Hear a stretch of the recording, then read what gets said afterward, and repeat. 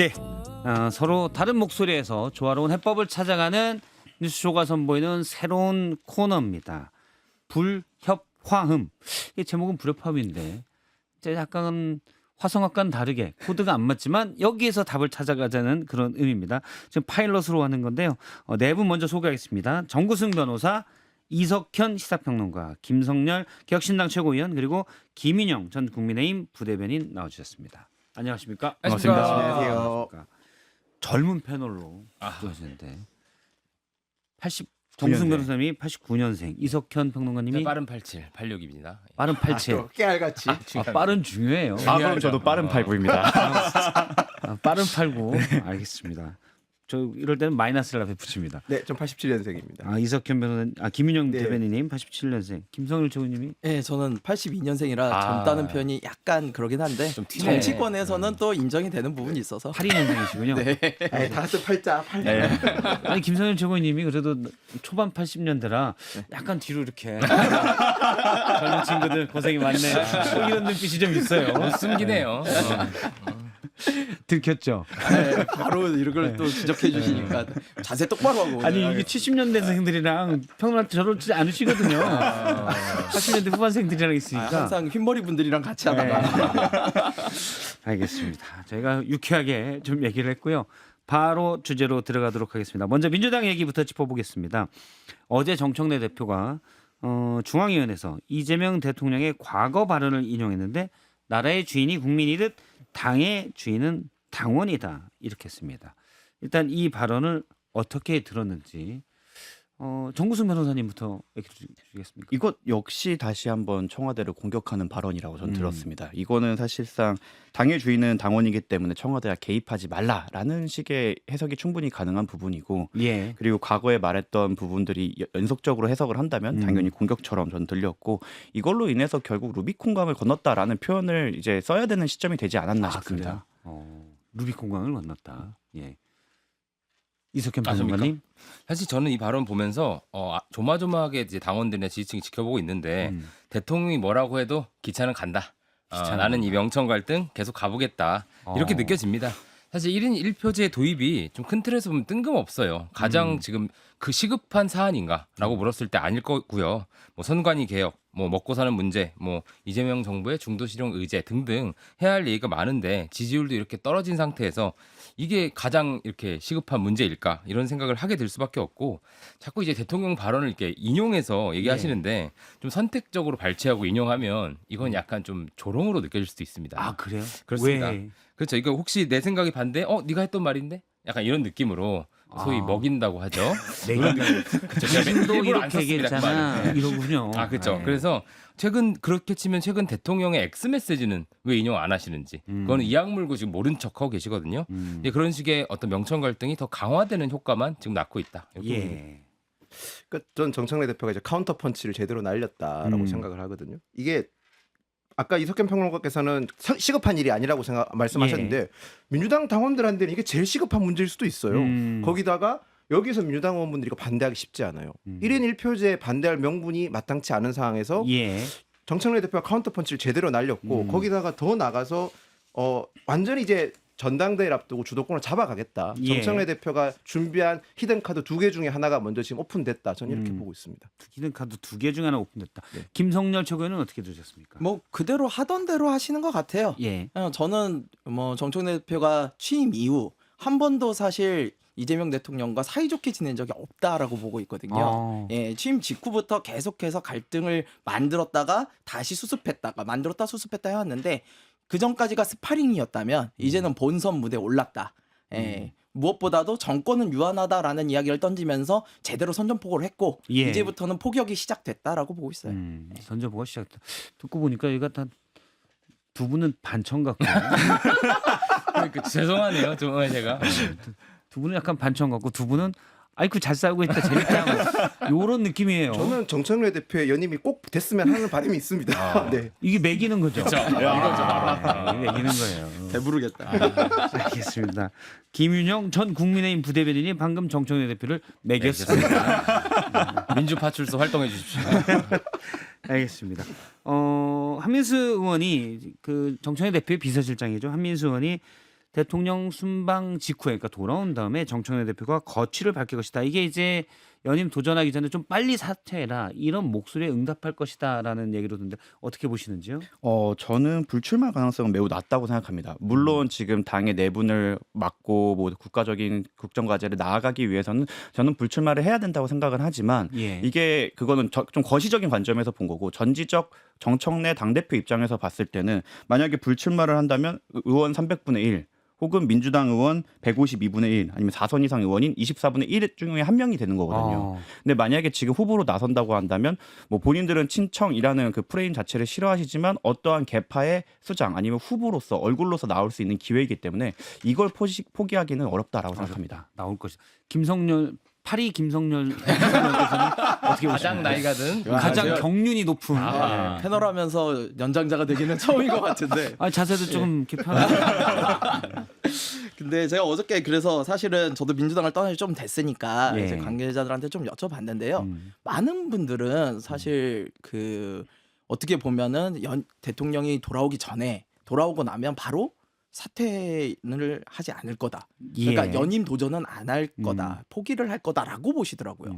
대통령이 정리를 할 거다. 정리를 그런데 할 거다. 저는 그렇게 보지는 않아요. 저는 민주당 내부에서는 그렇게 보실지 몰라도 제가 보기에는 정청래 대표가 지금 물러날 길이 없어요. 예. 여기서 물러나면은 카르타고 되는 겁니다. 제가 보기에는 땅에 소금 뿌려지고요. 풀 한 폭이 나지 않게 될 거예요. 아. 예, 뒤가 없는 일이거든요. 예. 여기서 물러날 수는 없는 일이고요. 그래서 저는 정청래 대표가 당의 주인은 당원이다. 다시 한번 얘기하고 1인 1표제 이건 중요한 일이다라고 얘기하는 것은 자신이 갈 길을 정확하게 천명하는 것이다. 저는 당원만 사퇴 없을 믿고 거라고 가겠다. 봅니다. 예. 이석현 저는 제가 이석현입니다. 죄송합니다. 저쪽을 예, 보고 페이크를 주셨군요. 네. 근데 이제 한민수 이제 비서실장이 갈라치기다라고 얘기를 하셨는데 사실 좀 눈 가리고 아웅이죠. 이게 예전에 친청 분들은 이 명청 갈등이 있다는 것도 인정을 사실 안 하셨습니다. 예. 그랬는데 이제 더 많은 것들이 지금 드러나고 있고요. 지금까지 참 여러 일이 있었습니다. 조국 혁신당과의 합당 논란, KTV 악수 삭제 논란, 공수처 미락설 뭐 이런 것도 있었고 유시민 작가의 ABC론 등등등. 예. 사진 사용 대통령 사진 사용을 제한하는 것도 논란이 됐었고요. 그러니까 그만큼 서사가 퇴적돼 있는 것 같아요.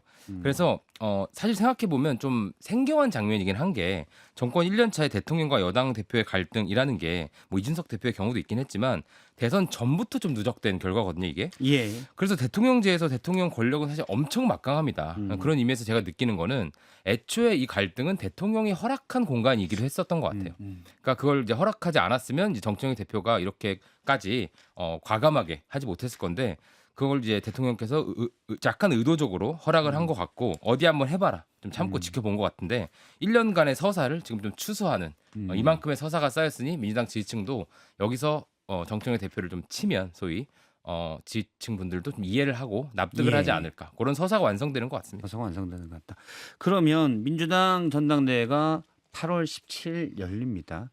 지금 사실 정청래 대표는 지금 내분 의견은 당연히 출마할 거다라고 보시는 거고 김민석 총리도 보이는 걸로는 출마 확정인 것 같고요. 그럼요. 총리도 그만두고 내려왔는데. 그렇죠. 어.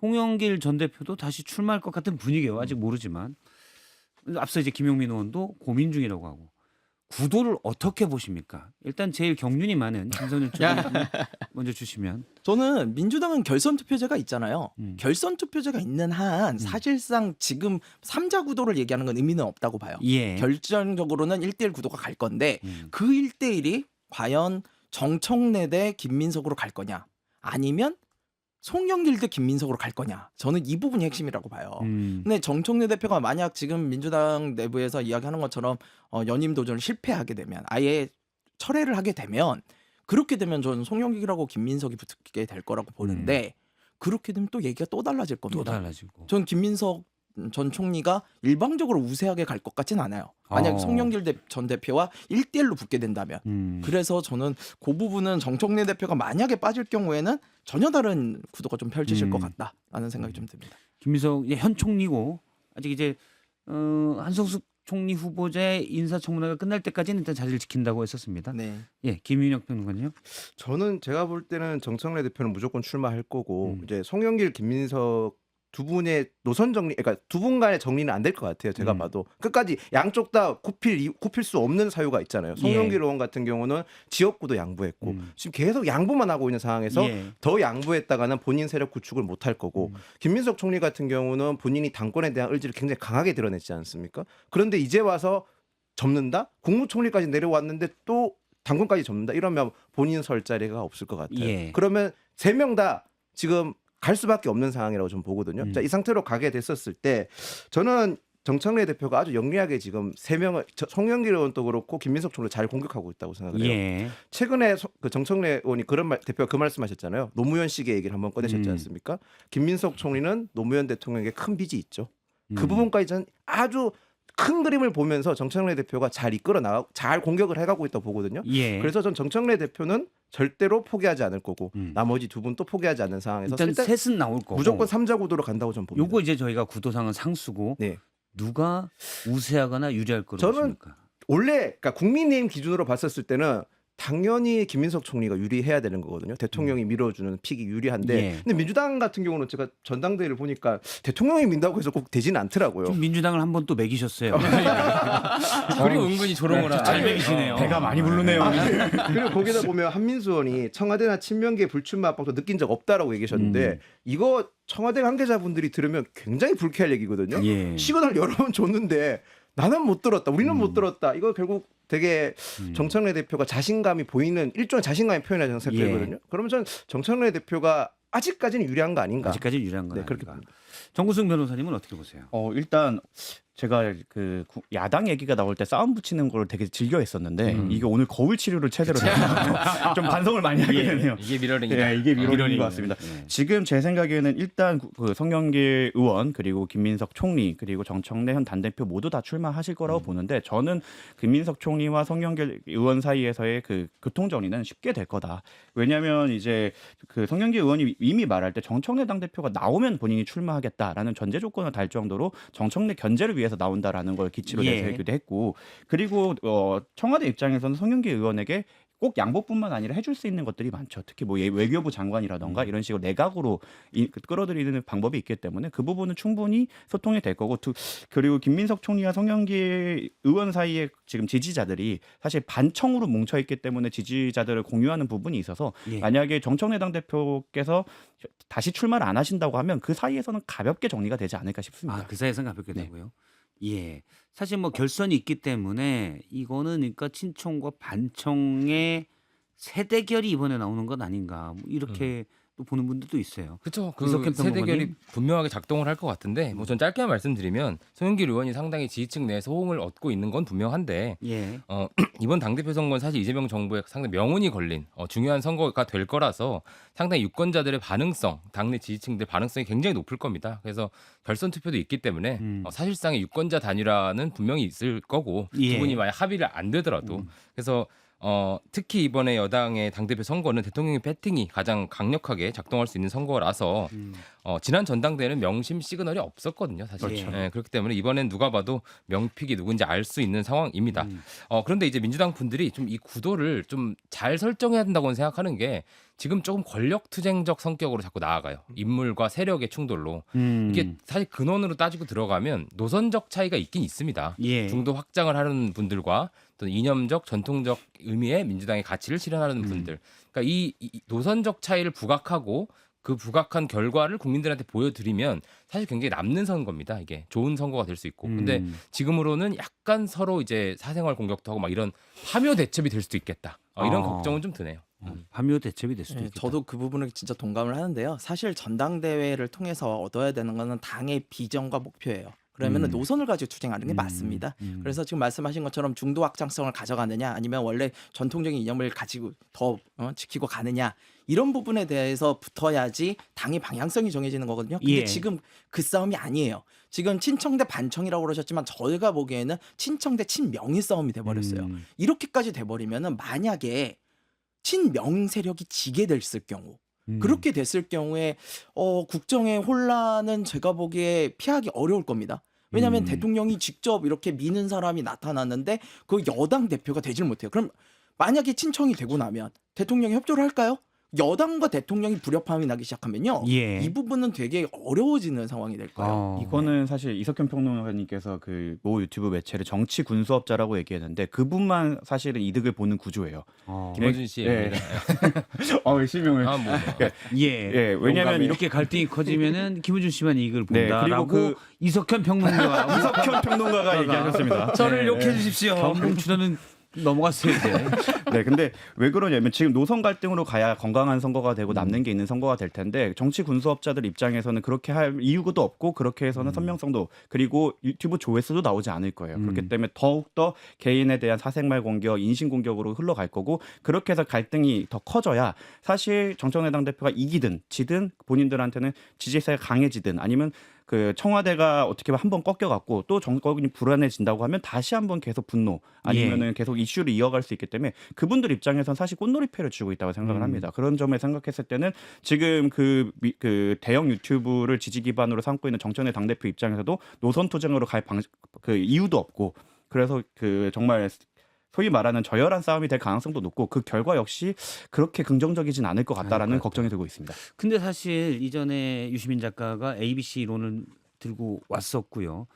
그리고 지금 대통령이 여당, 야당 그리고 정치적 책임이라는 글을 올렸을 때부터 여당은 무엇을 해야 되고 야당은 무엇을 해야 되고 그러면 여당의 노선에 대한 것도 좀 들어가는 것 같아요. 그렇죠. 또 민주당은 강성 지지층은 강한 개혁을 소구하고 있고 사실 그런 노선 투쟁도 좀 일어날 수 있다. 그렇죠. 라는 대표적인 게 이제 검찰 개혁 관련된 것도 있고요. 음. 이런 얘기들도 나와요. 그러니까 대통령이 지금 이 전당대회 좀 성격을 규정하려는 메시지라고 생각합니다. 최근 예. 메시지가 일종의 이 싸움은 친문과 친명의 실력 대결이 아니라 확장을 원하는 사람들과 선명성을 강조하고 싶은 사람들 간의 노선 투쟁이다. 예. 라는 쪽으로 좀 성격 그 전선을 정리하려고 하는 느낌이 들고요. 결국 이 명청 갈등의 기저에 그냥 권력 투쟁보다는 좀 노선적 차이가 분명히 있어요. 저는 예. 그게 되게 긍정적인 면이라고 보는데 확장이냐 고립이냐, 실용이냐 이념이냐, 책임이냐 무책임이냐 이런 전선이 형성돼서 좀 더 부각이 됐으면 좋겠네요. 앞서 이제 제가 자꾸 얘기하려니까 좀 그런데 저도 부담되는데 김원준 씨를 정치 군수업체라고 얘기한. 근데 유시민 작가가 최근 노무현 재단에서 상임 고문 자리의 해촉을 요청하면서 본인이 앞으로 할 비평 활동 때문에 재단이 위험에 빠질 염려가 있어서라고 했거든요. 그럼 사실 이 노선 투쟁을 강하게 전개할 것으로 예상하는 사람이 많더라고요. 이석현 평론가는 어떻게 보시나요? 오늘 제 욕수집을 위해 애써주셔서 감사합니다. 사실 근데 유시민 작가님은 지금도 이미 그 노무현 재단 활동을 뭐 직을 유지하시면서도 예. 정치 평론을 세게 하셨어요. 맞아요. 좀 새삼스럽긴 합니다. 그리고 자꾸 은퇴하고 복귀를 반복하시는 것 같은데 예. 어쨌든 이제 대놓고 하시겠다고 했으니까 기대는 되는데 저는 뭐 전당대회용 발언이었다고 생각하고 앞으로 김민석 총리를 얼마나 세게 또 얼마나 강하게 비판하실까 좀 기대가 되는 상황입니다. 어떻게 보시는지 김윤영 평론가님은 제가 뭐 이성엽 평론가님이나 다 얘기를 들었을 때 보면 되게 민주당의 지금 최대한 노선 갈등의 긍정적인 면만 바라보고 계시는데 예. 제가 볼 때는 대단히 죄송하지만 유시민 장 장관이 참전함으로써 예. 사실상 각오로 회귀했다고 좀 봐요. 과거. 민주당은 미래를 지금 논의할 수 있는 게 아니라 각오로 가서 노선 갈등, 그러니까 과거로 가서 노선 갈등이 미래로 지향점으로 가면 굉장히 바람직한 거죠. 그런데 민주당이 지금 보이는 노선 갈등은 과거로 얘기해서 누가 더 정통성이 있는지 두고 싸우는 그런 느낌이거든요. 예. 그렇게 되면 결국 남는 게 없을 것 같고, 그리고 저희가 또 하나 지금 간과하면 안 되는 문제가 전 당대표가도 급이 있다고 생각을 해요. 그러니까 같은 선출된 당대표를 하더라도 공천권이 있냐 없냐에 따라서 그 당대표의 권한과 힘은 상상을 초월한 상황인데 예. 이번 민주당 당대표는 사실상 다음 총선 공천권에 영향을 굉장히 많이 미칠 수 있는 위치지 않습니까? 그러니까 출마 희망하시는 분들이 지금 당대표 출마하시는 분들이 대선에 욕심이 없을까요? 세 분 다 대선 욕심이 있는 거고 예. 당대표 돼서 총선 때 공천권을 통해서 본인의 세력을 구축하고 싶을 거예요. 그러니까 정말 피 터지게 싸울 수밖에 없고 치열한 상황인데 이재명 대통령이 아무리 거기서 이것은 확장을 위한 노선 다툼, 노선 갈등이라고 얘기해도 그게 먹힐 수가 없는 상황이라는 거죠. 그래서 이 부분에 대해서 민주당 분들도 정확하게 상황을 인정하고 직시하고 좀 조금 더 치열하고 건설적인 대화가 돼야 되는데 근데 유시민 전 장관 같은 분이 참전하면 이제 그런 거는 이제 물 건너간다. 과거로 해결할 네. 가능성이 저도 있다. 똑같이 생각을 해요. 이게 지금 안쪽에서 노선 갈등이라고 아무리 말씀하셔도요. 밖에서 보기엔 권력 다툼입니다. 예, 권력 다툼이 맞는 차기 권력을 놓은 이제 헤게모니 다툼인데 제가 보기에는 지금 앞서서 말씀 주신 것처럼 지금 민주당이 이번 당대표는 총선 때 공천권을 씀으로 인해서 다음 차기 대통령 후보가 될 수 있다는 점에서 굉장히 주목받는 거예요. 예. 제가 보기에는 지금 예전과는 상황이 조금 달라져서 객관적으로 봤을 때 정청래 대표가 지난번 당대표가 될 때보다는 좀 더 불리한 상황에 처한 것 같아요.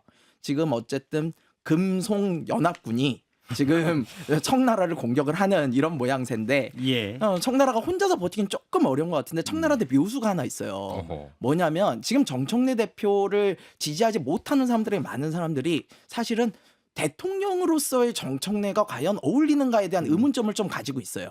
예. 정청래 대표가 여기서 과감하게 나는 당대표까지만 하고 대통령 후보는 안 하겠다라고 던지잖아요. 얘기가 완전히 달라질 겁니다. 저는 그 부분에 대해서 정청래 대표가 결단을 내리면 이게 전장이 또 다시 다르게 흘러갈 거다라고 보여요. 결단을 낼 것 같아요. 그리고 오히려 비판만 많이 받을 네. 것 같은데. 대통령 생각밖에 없었네 역시. 막 이렇게. 그렇죠. 오히려 사실 속마음의 들켰네, 발현으로 들켰네. 보일 것 같고 그리고 아니 과거 대선에 나가려고 하는데 안 나가겠다고 약속을 결단을 그럼 대표도 안 하죠.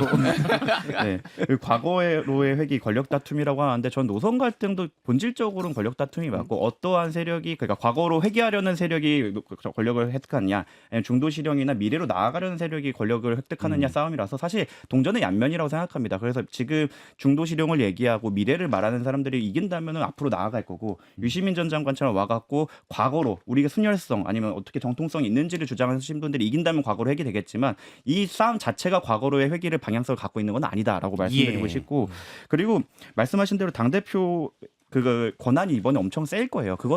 그리고 그것이 의미하는 거 봐도 말씀하신 대로 결국 다음 공천권이 중요한 거잖아요. 그 공천권을 토대로 그 젊은 사람들이거나 아니면 중도 실용이거나 조금 더 보수적이거나 앞으로 나아가려는 사람들한테 줄 것인가 아니면 그간의 공로를 봐갖고 배분을 할 것인가 이 차이라서 저는 뭐 비판하는 관점에 따라서 누구는 권력 다툼이라고 할 수 있지만 이거야말로 본질적인 노선 갈등이다라고 보여집니다. 알겠습니다. 자꾸 경주에서 왕관 찍은 사진이 떠오르네요. 저는 자꾸 그래요? 정청래 대표가 왕관 경주 사진. 박물관에 가서 내 박물 자꾸 떠오르네.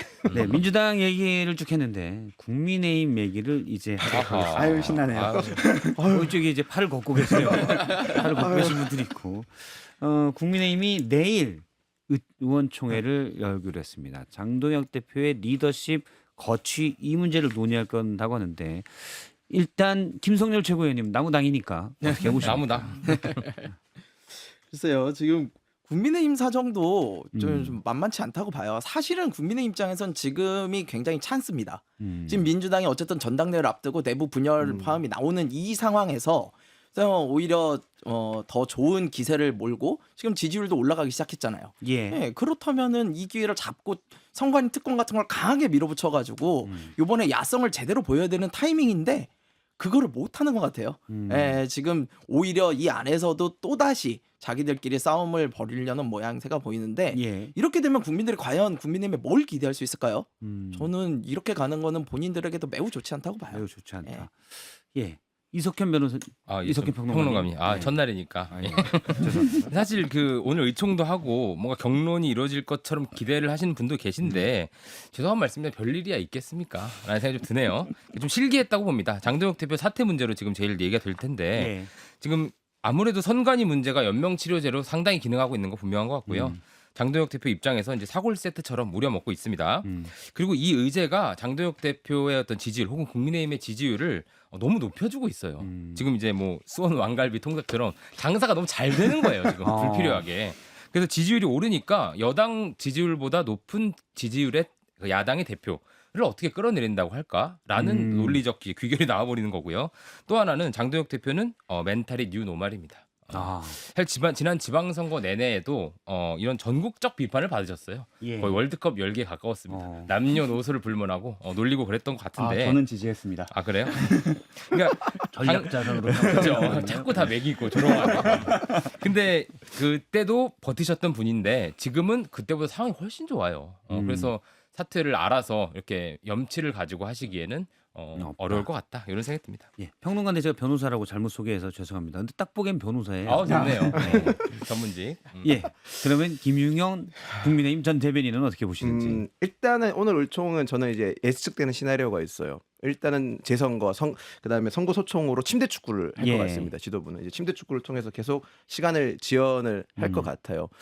그런데 저는 이제 조금 더 원내에서 목소리 내주시는 분이 있기를 많이 기원을 했는데 예. 오늘 이제 영남일보 TK 주력 일간지에서 사설을 쓴 걸 보면 본인들이 이제 대구 지역 국회의원분들한테 TK 지역 국회의원들한테 중진 의원들에게 지금 의견을 좀 여쭤봤었을 때 엄청 익명을 전제로는 굉장히 세게 얘기하시는데 실명을 밝히는 거에 대해서는 여전히 거부한다라는 사설이 나왔거든요. 예. 이 말인즉슨 이번 일총에서도 딱히 뭔가 조금 급속도라는 변화의 목소리는 안 나올 것 같아요. 그런데 분명한 것은 침대 축구를 계속하는 장동혁 대표가 계속 언제까지 버틸 수 있냐가 관건이지 않습니까? 근데 이번 월드컵에도 보면 침대 축구 막으려고 룰이 5개나 개정됐지 않습니까? 못 버팁니다. 10초 룰도 생기고 8초 룰도 생겨서 침대 축구를 막는 트렌드를 축구조차도 트렌드를 만들어서 빠른 변화를 요구하고 있는 상황에서 장동혁 대표가 지금 민심과 계속 이반하는 모습으로 언제까지 버틸 수 있냐? 저는 끝까지 버티지는 못할 거라 생각합니다. 끝까지 버티지 못할 거다. 예, 시간이 지금 뭐 1분 정도 남았는데 일단 장동혁 대표가 끝까지 임기 내년 8월인가요? 8월까지죠. 네. 끝까지 버틸 수 있을지 없을지. 희망을 섞어서 버틸 거라고 생각합니다. 희망을 섞어서 평론을 그렇게 해. 서로 하나 갖다 주면서 버티라고 해야지 그냥. 기본적으로는 이제 구조상 최고위원분들이 사퇴를 하지 않는 이상 버틸 예. 수 있는 구조고 말씀하신 대로 장동혁 당대표의 멘탈은 뉴 노멀이다. 그리고 저는 그냥 매일매일 똑같이 반복되는 1일 드라마가 계속 될 거라고 생각하는데 예. 새로운 소재가 나온 거죠. 그게 누구 딸이었지? 라는 것처럼 누가 봐도 시청자들이 주목할 수밖에 없는 새로운 소재가 들어왔기 때문에 물이 들어왔다. 이건 시즌2를 갈 수밖에 없는 상황이기도 하고 저는 또 한동훈 대표의 역설이 있다고 생각합니다. 한동훈 대표가 만약에 이번에 당선이 안 됐다고 하면 국민의힘이 변침하기가 조금 공간이 있었을 텐데 지금 당장 반권파가 변침을 하기에는 너 친한 게 혹은 한동훈 대표를 복당시키기 위해 그러는 거 아니야? 라는 오히려 브레이크가 걸려갖고 지금 당장은 변침을 하기가 쉽지 않을 거다라고 생각합니다. 오히려 역설이 생겼다라는 말씀이시고요. 알겠습니다. 네 분 얘기를 지금 쭉 듣고 있는데 이 네 분이 또 유튜브에서는 아무래도 이제 물론 8위는 좀 연식이 있긴 하지만 정말 젊기 때문에 빼고 갈까요? 8위는 빼고 80년대 후반생들만 넥타이를 안 메고 오시잖아요. 알겠습니다. 유튜브에서 좀 더 날 것으로 이어가도록 하겠습니다. 잠시 뒤에 뵙겠습니다.